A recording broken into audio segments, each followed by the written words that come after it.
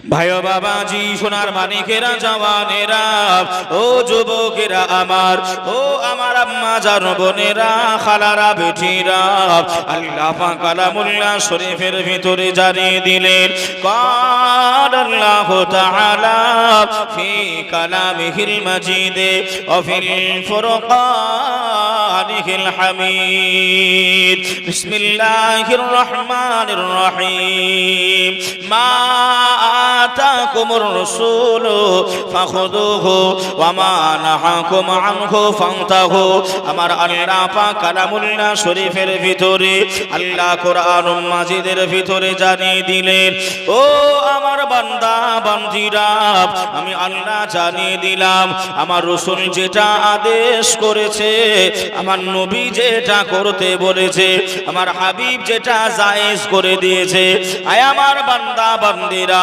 সেই কাজগুলো তোমরা আমলে পরিণত করে নাও জোরে বলেন আর একটু জোরে হবে না আল্লাহ পাক অপর আয়াতের ভিতরে জানিয়ে দিলেন ওয়ামা নাহাকুম আনহু ফান্তাহু আয় আমার বান্দা বান্দীরা আমি আল্লাহ পাক জানিয়ে দিলাম আমি আল্লাহ ঘোষণা করলাম আমার নবী যেগুলো মানা করেছে আমার হাবিব যেগুলো নিষেধ করেছে সেগুলো করা তো দূরের কথা ওই করা কাজ থেকে ওই খারাপ কাজ থেকে আমাদেরকে দূরে থাকতে হবে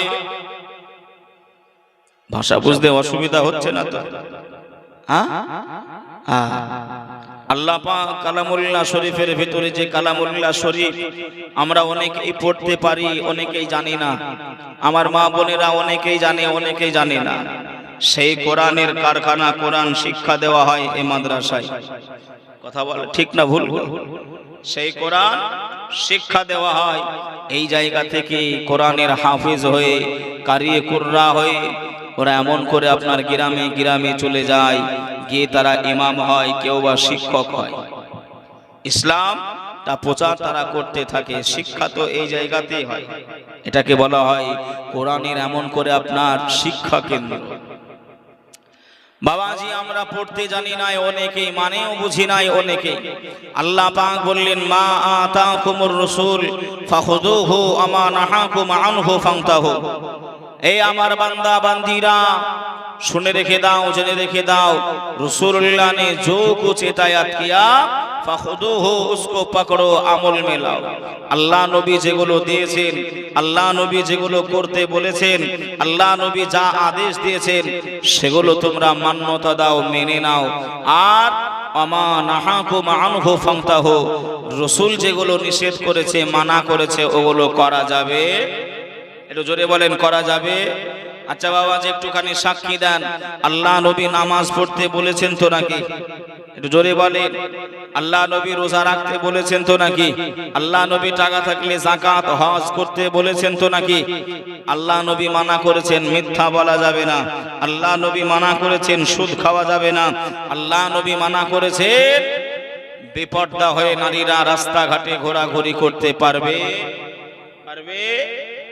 কিন্তু এবার একটুখানি বিবেককে জিজ্ঞাসা করেন আল্লাহ পাকের নবী যেগুলো আদেশ করেছে সেগুলো আমার আপনার ভিতরে আছে না যেগুলো মানা করেছে সেগুলো আমি আপনি বেশি করি হ্যাঁ আমরা শুনি আমরা জানি আমরা বুঝি কিন্তু আমল করতে পারি না আমলের ভিতরে আনতে পারি না জীবনে আপনার আযাবে জাহান্নামের ভয়ে একটি ফোঁটা চোখের পানি ফেলতে পারলাম না আল্লাহ তুমি কবরে আযাব দিও না আল্লাহ তুমি আমাকে জাহান্নামায় দিও না আল্লাহ তুমি আমার জীবনের সাগীরা গুনাহগুলো আল্লাহ তুমি ক্ষমা করো এমন দোয়া কোনোদিন চেয়ে আল্লাহর কাছে এক ফোঁটা চোখের পানি ফেলতে পারিনি যে কষ্ট করে বসেছেন একটু কথাগুলো শুনি ভাইও বাবাজি সোনার বাণীকেরা জওয়ানেরা ও যুবকেরা আমার ও আমার আম্মা জান বোনেরা খালারা বেটিরা আল্লাহ নবী একজন এসেছিলেন সাইয়্যিদিনা নবী মুসা কালিমুল্লাহ হুজুর আমার এক তারিখে গুটি গুটি পায়ে পাহাড়ি পদদর্শ দিয়ে হেঁটে হেঁটে যায় আল্লাহ নবী মুসা কালিমুল্লাহ এমন করে কান্নাকাটির আওয়াজ শুনতে পায় কে জানো এ পাহাড়ি এলাকায় কান্নাকাটি করে কারা জানো কান্নাকাটি করে আল্লাহ নবী মুসা কালিমুল্লাহ একবার ডাইনে তাকায় কেউ নাই একবার বাঁয়ে তাকায় কেউ নাই সামনে পিছনে কেউ নাই নবী মুসা কালিমুল্লাহ হুজুর আমার ভালো করে লক্ষ্য করে দেখেন কোন এমন করে কোনো মানুষ কান্নাকাটি করে নাই কোনো জিন জাতি কান্নাকাটি করে নাই আল্লাহ পাকের ভয়ে আল্লাহ পাকের জাহান্নামের আযাবের ভয়ে একটা পাথর কান্নাকাটি করে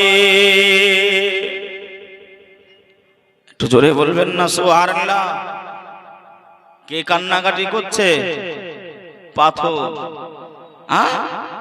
আল্লাহ পাকের নবী মুসা কালিমুল্লাহ এমন করে কাছাকাছি চলে গেলেন কাছাকাছি গিয়ে বললেন এই পাথর তুমি এই ফাঁকা জায়গায় পাহাড়ি অঞ্চলে তুমি কান্নাকাটি কেন করছো কেন তুমি রোনাজারি করছো ও আল্লাহ নবী মুসা আপনি কি জানেন না আল্লাহ পাক কালামুল্লাহ শরীফের ভিতরে জানিয়েছেন ওয়াকুদুহান নাস ওয়াল হিজার বাবাজি আমার ভাইরা तमाम मखलूकातेर ভিতরে तमाम সৃষ্টিদের ভিতরে যত রকমের আল্লাহ পাক मखलूकात রেখেছেন সব मखलूकातेर ভিতরে আল্লাহ মানব জাতিকে আশরাফ বলে আল্লাহ ঘোষণা করেছেন জোরে বলেন সুবহানাল্লাহ কারা আশরাফ ভালো কারা উত্তম কারা আমি আপনি মানব জাতি মানুষ কিন্তু আমি আপনি আল্লাহ পাকের ভয়ে জাহান্নামের ভয়ে একটা দিন চোখের পানি ফেলতে পারলাম না ভাইও বাবাজি সোনার মানিকেরা জওয়ানেরা ও যুবকেরা আমার ও আমার আম্মা জান বোনেরা খালারা বেটিরা আল্লাহ নবী মুসা কালিমুল্লাহ আবারও জিজ্ঞাসা করলেন ও পাকের হাজার কেন তুমি কান্নাকাটি করো কেন তুমি রোনাজারি করো ওই সময় পাথরটা জানিয়েছিলেন ও নবী মুসা কালিমুল্লাহ আপনি কি জানেন নাই আপনি কি জানার পরেও জানতে চান আল্লাহ পাকের ওই হাজারটা জানিয়ে দেয় আল্লাহ কিয়ামতের দিনে মাহশারের ময়দানে আল্লাহ পাক জাহান্নামের আগুন জ্বালাইবার জন্য আল্লাহ আগুনটা তৈরি করার জন্য এ পাথরকে দিয়ে আল্লাহ জাহান্নামের আগুনটা জ্বালিয়ে নেবে এ কাঙ্কার পাথরকে দিয়ে আল্লাহ জাহান্নামের আগুনটা জ্বালিয়ে নেবে ওগো নবী মুসা কালিমুল্লাহ এজন্যই আমি হাজার পাথর কান্নাকাটি করি এজন্যই আমি রোনাজারি করি আল্লাহ যেন আমাকে আল্লাহ পাক যেন আমাকে ওই জাহান্নামায় না দেয় জোরে বলে আর একটু জোরে হবে না সুবহানাল্লাহ ও ভাই বাবাজিরা ও সোনার মানিকেরা জওয়ানেরা আমার আম্মা জান বোনেরা খালারা বেটিরা আল্লাহ পাকের নবী মুসা কালিমুল্লাহ আল্লাহ পাকের দরবারে দুটি হাত তুলে মুনাজাত আরম্ভ করলেন ও রব্বুল আলামিন আল্লাহ পাক আল্লাহ এ পাথর হয়ে এ হাজার হয়ে আল্লাহ কান্নাকাটি করে জাহান্নামের ভয়ে জাহান্নামের ডরে আল্লাহ আমি নবী মুসা জানিয়ে দিই আল্লাহ আপনি আমার দোয়া কবুল করে নিয়ে এই পাথরটার জন্য আল্লাহ চিরতরে জাহান্নামটা আপনি হারাম করে দেন আমার আল্লাহ গাইবি আওয়াজ দিয়ে ও ভাই বাবাজিরা ও আমার আম্মা জান বোনেরা খালারা বেটিরা চোখের পানির দাম কতটা দেখেন এক ফোঁটা চোখের পানি যদি ফেলতে পারে আল্লাহ পাক জানিয়ে দিলেন ও নবী মুসা জান জান জান আমি আল্লাহ আপনার দোয়াতে রাজি হয়ে গেলাম, আমি আল্লাহ খুশি হয়ে গেলাম, আমি আল্লাহ কবুল করে নিলাম। ওই পাথরের জন্য আমার জাহান্নামটা আমি চিরতরে ওর জন্য হারাম করে দিলাম। একটু জোরে বলবেন না সুবহানাল্লাহ। তাহলে বাবাজি আমার ভাইরা, এমন করে আপনার যদি জাহান্নামের ভয়ে আপনার যদি কান্নাকাটি করা হয়, আল্লাহ ক্ষমা করবে না? করবে না? একটু কথা বলেন। আল্লাহ ক্ষমা করবে। সামনে একটা মাস আসতেছে, মাসটার নাম কি গো? রমজান মাস নাকি গো? আমরা যেটা আপনার সাধারণ ভাষায় বলি রমজান মাস। এই রমজান মাস আল্লাহ নবী বললেন আমার উম্মত উম্মাতানিদের মাস।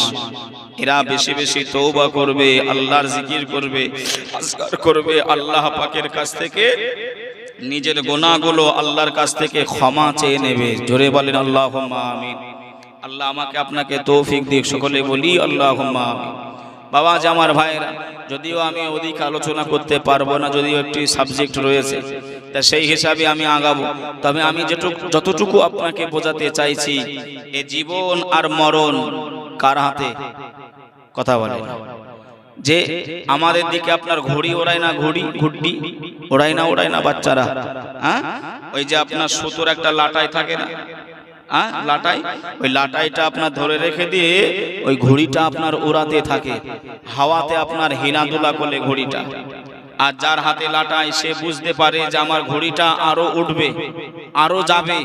ও আপনার ওর মনে বিশ্বাস লাটাই আমার হাতে, মানে ও আপনার এমন করে সোনা তোলা যাক আর এদিকে আপনার ৫,০০০ যেদিকেই যাক না কেন, আমি লাটাই ধরে টান দেবো, এই দুর্লভ পরে আপনার ঘড়ি চলে আসবে। কথা ঠিক না ভুল গো? তা ভাই আমার আপনার যে জীবন হায়াত মরণ কার হাতে? তা আমরা যতই আপনার এমন করে ওড়াউড়ি করি না কেন, ফুলাফুলি করি না কেন, আল্লাহ যেদিন একদিন টান দেবে সেদিন রেহাই পাওয়া যাবে। কথা বলে না? পাওয়া যাবে। তাহলে বাবা যে আমার ভাইয়েরা, সেই কবর থেকে বাঁচার জন্য কিছু করতে হবে না? হবে না? আব্বা মা কবরে শুয়ে রয়েছে 40 বছর, 10 বছর, 20 বছর, 15 বছর আব্বা মায়ের কবরের পাশে দাঁড়াতে পারি নাই, আব্বা মায়ের কবর জিয়ারত করতে পারি নাই। এ মাসটার নাম কি? এ মাসটার নাম শাবান মাস। এ মাসটার নাম শাবান মাস। আম্মা জান আয়েশা থেকে একটি হাদিস বর্ণিত রয়েছে, আল্লাহ নবী 15 তারিখে আল্লাহ নবী এমন করে আপনার মদিনার সাহাবীদের শোহদায়ে কারবালাদের এমন করে আপনার কবরটা রাতের অন্ধকারে আল্লাহ নবী জিয়ারত করতে গেছেন। এই 15 তারিখ শবে বরাতের রাত্রি। জোরে বলে, আর একটু জোরে বলবেন না? কিন্তু আমি আপনি এমন করে আব্বা মায়ের কবরের পাশে যেতে পারি নাই, বিবির পাশে যেতে পারি নাই। স্বামী মারা গেছে, বিবিরা তো পারবেই না, সেটা আলাদা বিষয়। কিন্তু বাপ হয়ে বেটার কবরের পাশে যাই না, আর বেটা হয়ে বাপের কবরের পাশে যাই না। তাহলে কার জন্য কি করছেন দুনিয়ায়? যে মারা গেলে আপনাকে কেউ আর মনে রাখবে না। এই মা বোনেরা একটুখানি শোনেন কথাগুলো, আর বিবেক দিয়ে একটু ভাববেন আমার কথা, চিন্তা করবেন বাবাজি, কি করছি দুনিয়ায় এসে? মরে যাব, মরে যেতে হবে। আল্লাহ পাক বলেছেন আল্লাযী খালাকাল মাউতা ওয়াল হায়াতা লিয়াবলুয়াকুম আইয়ুকুম আহসানু আমালা। আল্লাহ বলেছেন না? বলেন নাই? কিন্তু আমরা বুঝি নাই। জিন্দা করার মালিক কে? কথা বলেন না, একটু জোরে বলেন। মালিক কে? মওত দেওয়ার মালিক কে? একটুখানি এবার আপনি একটুখানি হিসাবটা মিলিয়ে নেন। আমার আপনার জিন্দা আর মরণের ভিতরে আপনার তফাৎটা হলো হয়তো 40 বা 60 বছর, হয়তো 40 বা 60 বছর। এই 60 বছরে আপনার যদি কিছু আহসান আমল, ভালো আমল, যদি আপনি কিছু না নিয়ে খালি হাতে কবরে যান, কবরের ফারিস্তারা আল্লাহ পাক কেমন করে ছেড়ে দেবে বলে মনে হয়? কি উপায় হবে গো বাবা? কি করবে? উপায়টা কি হবে আমার আপনার?